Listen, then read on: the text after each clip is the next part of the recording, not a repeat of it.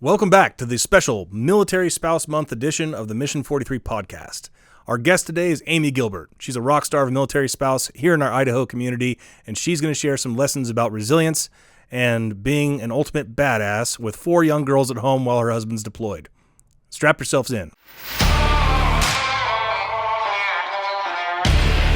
Welcome to the Mission 43 podcast, a podcast dedicated to discussing the struggles and triumphs of transitioning to life after the military. I'm Dan Nelson. I'm a former Army Special Forces officer who's personally experienced the challenges of transitioning to civilian life. In every episode, we'll be sharing tips, strategies, and real-life stories of veterans and their families who've chosen Idaho for their life after the military. So join us, and let's start the conversation. Amy Gilbert, thanks so much for being here. Thank you for having me. Well, you're the newest member of the Mission 43 team, recently brought on to work with Allison in the education department. Lucky me. I'm so excited to be here. Yeah. So you're a military spouse. Yes, I am. You were in the Marine Corps for a short time in OCS, right? Yes. And you're a mother of 97 children. 97 at least. Maybe just 4 today. 4 today. Yes, Got it. 4 girls. 4 all girls. All girls. There's a lot of estrogen in that house right now. A lot of pink and sparkles. Yes. And because of that, your husband has left you guys and is now currently, no, I'm just kidding. He's currently in Kuwait on deployment, right? Yes, he is. Cool. Well, can you give us a little insight? As a mother of 4 girls, you are a nurse. You're RN? Yes. And you changed careers and you pivoted now to do some work with education in Mission 43. Like, how do you keep your sanity on a daily basis? Mission 43 actually is a huge part of my sanity. You're the first person to ever say that and the last person that ever will. No, I'm just kidding. I was working in nursing and then had my 4th baby and realized that I needed to feel that I was giving back to my community and having adult conversation, and not that being a mom is not an important mission, because it's very important. Yeah. But I also felt like I needed fulfillment for myself and to help serve those that had helped us so much. Mission 43 brought our family a sense of peace and purpose and friendship and belonging that we felt like we had been missing the entire first part of our military experience. Well, you guys had a unique military experience because you hadn't been an active duty military spouse. Like your husband, right, was in the reserves, in the Marine Corps, and now currently in the Army National Guard. And that's something I'm not sure that many people recognize, but like being a military spouse to a guardsman or a reservist is even more isolating, I think, than the active duty spouses, because at least everyone in that town near the big base or whatever, like, you're going through a kind of a common experience. But what has that been like for you here in Boise, Idaho?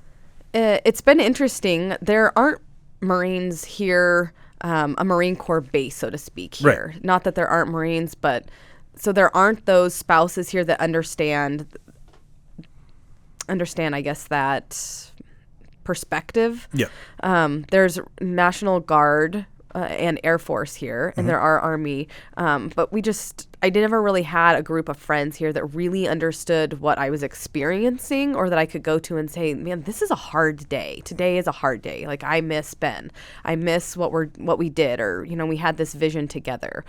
So that collaboration and camaraderie wasn't here. It can be kind of a scary thing, and even more isolating than being married to someone that's deploying on a regular basis. I think, like, my wife's experience, she'll tell you more than you want to hear about the fact that, like, friends and family members are like, oh, Dan's gone again. Right. Because she didn't need to tell them the details about what I was doing or where I was going. Didn't feel the need to, but then she was suddenly kind of defined by that, of being the person whose husband was always gone. Right. Well, and I think you explain to them, like, this is what's happening, or, I always have the saying, I won't believe that I'll see Ben till I see the whites of his eyes. And I explain that to many people, and they say, well, what do you mean? So I think you're always in that place of explanation, explaining your why, or explaining the reasons things happen, or the unknown. And I don't think you can always explain these things. It's nice to have people that understand you because they have experienced something similar or in the same realm that you have. And that's something you can't really put words on how important it is. Another question we got a lot is, was I made to go, or did I volunteer to go? Right. Do you get that? Yes, or when will you come back? And what do you mean you don't know a date? I think that's very common. Is like, what do you mean you don't just have a date that he's coming back? Or why is it changing all the time? Like, what's the problem? Well, it's not a problem. It's just kind of what happens. It's the military? Yes. Yeah. How do you deal with the question of, like, did your husband volunteer for this deployment, or is he being made to go? Like, it's hard being in a relationship with somebody that is voluntarily removing themselves from that situation for whatever reason, even if the reason is noble and good and serving our country. I explained that he has military orders that are how do I want to phrase it? He has military orders that he's fulfilling, like this is his purpose and he has a higher calling to go do this. I don't always have a good explanation, I guess, that they want to hear. I a long time ago stopped explaining so much his why, because it wasn't something many people could understand unless they had that higher calling as well. How do you justify the why, like you as personally, as a woman, as a wife? He and I met at a PFT training for the Marine Corps. Okay. And so we very much had the mindset of this was a great purpose that we were serving together. And so now when I explain to our girls, or when he and I say, okay, this is our second deployment, this is our third deployment, this is a TDY, he is serving a higher calling. And it is something intuitively that we join together. It is something intuitively he still has purpose for. And we are serving our country in a higher purpose. And that's why. That's significant and really meaningful. And I wish, well, I was going to say I wish more people felt that way, but I think it's just something that some people have and some people don't. Yep. I wonder, with your girls in particular, because how old's your oldest? She'll be 7 this month. And how old's your youngest? 3 months. So you just had a baby while your husband was deployed. Yes. Yep. Typical military spouse experience. Yes. And this one was the first and the last he has been able to attend. The second and third, he was not. And so people will say, like, well, isn't that hard for you? Or don't you miss it? Doesn't he miss it? He does. But we make the most out of the situation that we have been given. How can we make this mean something? How can he be included? So I think, a lot of times you can say, oh, woe is me. But I think the better way to look at life is this is part of the adventure. And let's make it mean something great. Let's make this be the best experience that it can. And let's be an example for others that a lot more is possible than you think in circumstances that you didn't know you were going to be put in. I mean, you're an amazingly resilient and, like, positive person. Is there ever a time where you feel sorry for yourself? Sorry for myself. Not sorry for myself, maybe frustrated. Mm-hmm. Frustrated that we're in a certain situation, or frustrated that I wish I had someone who understood me better. But kind of going back to Mission 43, Mission 43 has given me a gift, has given Ben a gift, given our family a gift of people who truly understand all of those challenges. You can have people all the time reach out and say, hey, call me on a hard day.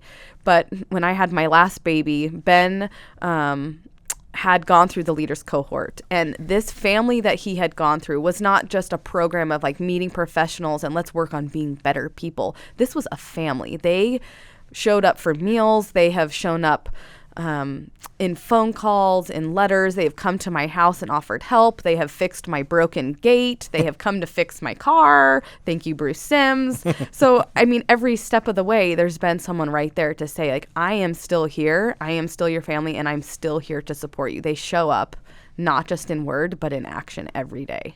What's interesting is that seems common to me, at least in my experience with the military.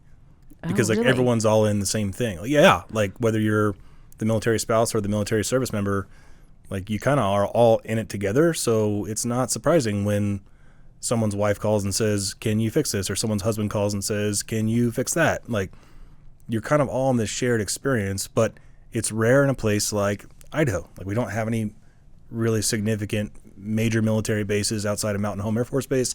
And I don't know. I think most people see someone like you going through their daily lives, working as a nurse or now with Mission 43. Right. Thank you. And they don't think of that. They don't think that you possibly are raising 4 girls at home right now while your husband's across, the other side of the world. Right. Absolutely. I think The difference, though, is that as a reserve spouse, so to speak, that we didn't have that community from the get-go. Mm-hmm. I have very supportive family on both sides, on my side and on Ben's side, and I was very fortunate in my nursing career to have a very supportive nursing family. But I really didn't have a military family. We weren't on a big base like you were talking about. So Mission 43 is that family. That's awesome. Do you identify as a military spouse? Yes, I do. And I think it's important to, because it takes the military member or veteran and their spouse as a team to make these things happen, to make the home life happen. That is your spouse, and that's your other half. And the military member that is gone, you are a team. And I do think it's important to advocate that it's a team. You have your team that is serving, you have your team that's at home, and then together you're serving also. So I think it's important to advocate for each other. I totally agree. I think everyone that's involved in Mission 43 agrees. That's why all of our programming is offered to military spouses as well. Absolutely. But I think military spouses actually, truly have a much harder job than I ever had, or Ben has, your husband has, because like you guys are doing all this project management on the most personal and most significant level, like with children, for instance. Right. Your children, who's going to raise them? And obviously it's a joint effort, but there are these periods like you're in right now that you're doing it solo. Right. Absolutely. How does that transition back to like doing it solo to doing it together work for you guys? It is a very difficult transition. I would say the first one was a bumpy, awful mess. And we definitely have things that we have learned with each transition of what serves us well. And we have a buddy that is Army Special Forces and had retired out of the military. And I remember going to him one day and saying, help me support Ben. I don't think we're on the same page. We're not in a good place, and we're unhappy, and we're miserable on our transitions. What am I doing wrong, and what am I not seeing here? And so I think it's, asking, how do I go about this transition to support him in a good way? And so each transition from each deployment and his TDY, we have gotten better and better at saying, how do we reconnect, and what does that process look like? And having a community, you're able to say like, hey, what worked for you? And when they come back, I can remember calling a friend and saying, like, it is a really rough day. Like, will you please come be with Ben so that he has a person that understands him? Like, I don't understand him in this capacity. Mm-hmm. Can you be that for him today? Can you be that for me today? So when you have someone to help you through that transition, it makes it so much more smooth. And I don't know, a good process for everyone involved, especially when you have children. You don't want to be fighting. You don't want to be frustrated or overwhelmed. No. Certainly not. That transition between like doing it solo and coming back, I don't think that can be, the significance of that cannot be understated for both the service member or the spouse. Absolutely. I think, a lot of lessons, and I am in no way the lesson or the person to teach the lesson. I think you could, my wife probably could, but I went with the lesson of just keeping my mouth shut. Oh, we learned to laugh a lot. No, there you go. That helps. We had a day, really rough day. And all the girls were in the car. My husband did get to come home for the 72 hours of our last baby. And we decided I wanted family pictures. This was the only family pictures he was going to get for a year with his baby. This is his 72 hours. This is important. And so here we are, 2 days post-baby. We had checked ourselves out of the hospital. And I was like, we are getting these pictures. And I promised the girls French fries and a milkshake to get us through the day. Mm-hmm. And so we got to the end and we're sitting in the car, and why anyone with 3 toddlers would ever sit in a car is beyond me, but that's what we were doing. And my toddler had her cup with French fries, and it came over the top of my lap and exploded. And so the entire car is covered in milkshake. The French fries are everywhere. Oh, yeah. I am covered head to toe. And Ben and I just looked at each other a moment, and he's like, so are we going to clean that up? And I was like, nah, let's just not. And so we just sat there, and we all laughed, and the girls laughed, and we ate our milkshake, and it was a totally successful day. And I think, looking back to the beginning of our journey, I don't think we could have laughed at that moment. I think one of us would have been mad, and someone would have ended in tears. And just, you learn to have resiliency, and you learn that there are bigger things, there are bigger fish to fry. Let's just laugh about it and, I don't know, make the best out of it. Well, teach me, because I would both be angry and crying at the same time if that. But yeah, it is a form of torture to be in a car with any number of toddlers for any extended period of time. I'm quite convinced of that. It's worse than waterboarding, but beside the point. Father of the year here. I was going to ask you, like, what, because your husband is deployed right now with the unit out of Gowan Field here in the Boise area. So all these spouses out there, there's a bunch of them, because there's a lot of people gone right now. Right. But they're all walking around like you, like doing their daily life, whether that's work or working from home or having home be the sole work, everywhere in between. Like, what advice would you give these men and women that are living this life? I would tell them to use your village. I very early in my career, on my first baby, had a wonderful woman come stay with me while I was in nursing school. And I did not know her. I went to school with her daughter, and she learned that I was having a baby and that my husband was in training. And she said, let me come live with you. And I said, live with me? And she said, you need to use your village. So if there is one thing I would tell them is use your village and ask for help. Be humble. Say, I don't know how to do this. Say, I'm tired today. And take that moment for yourself. Take an hour to get a coffee. Take an hour, go to the gym. Go for a walk. Have a self moment. Use your village, because there are people there, and if you ask for help, they're willing to give it. But if you don't say anything, if you do not advocate for yourself and for your family, then that's on you. So advocate. Use your village. Have you always been good at that? Has that naturally come to you, or is it something that's been developed and learned? No, I would say I'm probably one of the most stubborn, self-confident, like I'm going to do it myself individuals. And I had to learn. I had to learn through frustration and failure, and that it's okay to accept help. Well, it's amazing advice. I think, you coming to Mission 43 at this time, we've been around since 2016, started before I even got here for sure. But that's something that I think the whole team Mission 43 recognizes that we've kind of missed the mark on, even though all of our programming is available for military spouses, to actually appeal to military spouses in like a really meaningful way. I think we're trying to improve that. And this year we have some programming that a lot of which, collectively our entire team came up with. We're hoping to appeal to military spouses like yourself. Absolutely. And I don't know, can you give us some insight on how we came up with some of those ideas? When I say we, I'm being very generous to myself, you and the other ladies on the team. We came up with these ideas to be mindful of different events that speak to spouses individually. So, for example, we have a cycle bar event, so something physical. We have a wine night, a paint and sip, yoga night. So the leaders cohort is more of an active for education. We have an entrepreneurs class, and we have the PMP. So I think we're really trying to meet spouses where they're at. Yeah. If you have a spouse that is ready for that next level of education or to go into her career, let's have a turn. Let's start at the beginning. Let me help you get there. If it's that you need a moment away and you would like to focus on yourself and meet some spouses with like minds, come meet some ladies that have that same feeling. Come meet the spouses that are experiencing similar things that you have, because the journey is not just when your service member is serving. The journey is a lifelong journey. There will forever be aspects of who we are that is different. So come meet people that are also in that same place. I think it's really remarkable. Like, one of the really powerful things about Mission 43 is it's not a complicated formula.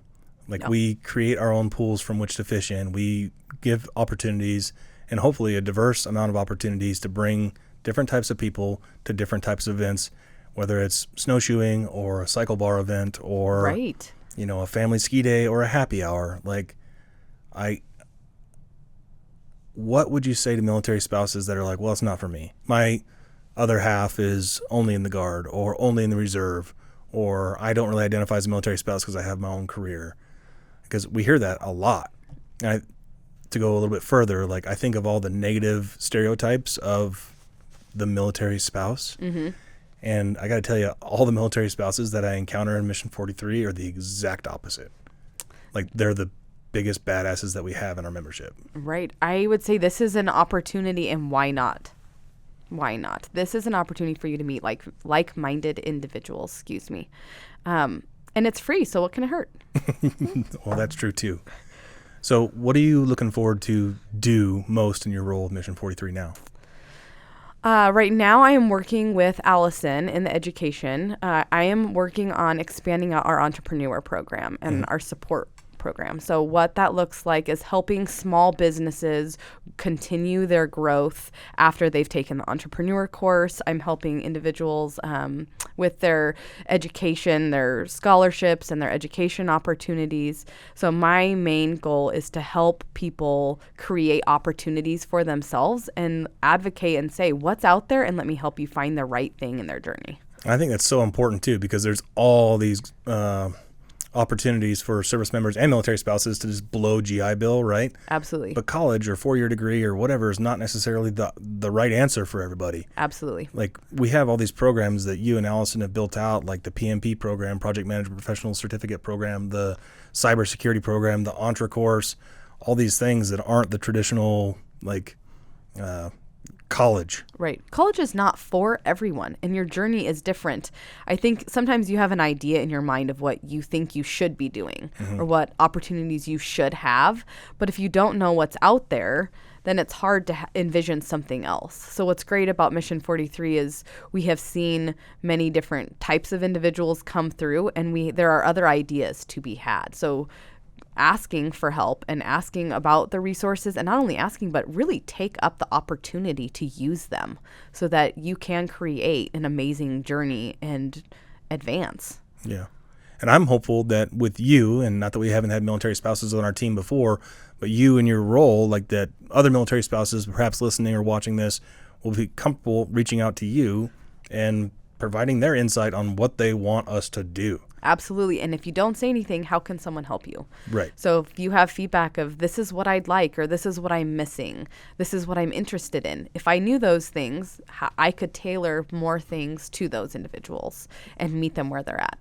Well, we're certainly going to do it. Whether they show up or not, we're going to do it, and we're going to keep doing it Absolutely. until we get as many served as possible. I love it. Here Thank we you, go. Amy, so much for being a part of Mission 43 now. We're so excited to have you. You're going to do great things. You already are. And thank you so much for sharing your story with us. Thank you so much, Dan. Thanks for joining us for the Mission 43 podcast. We hope you found it informative and helpful. If you have any questions or feedback, please comment below or email podcast@mission43.org. Don't forget to like and subscribe to our podcast to stay up to date with new episodes. Be proud of your service, not defined by it.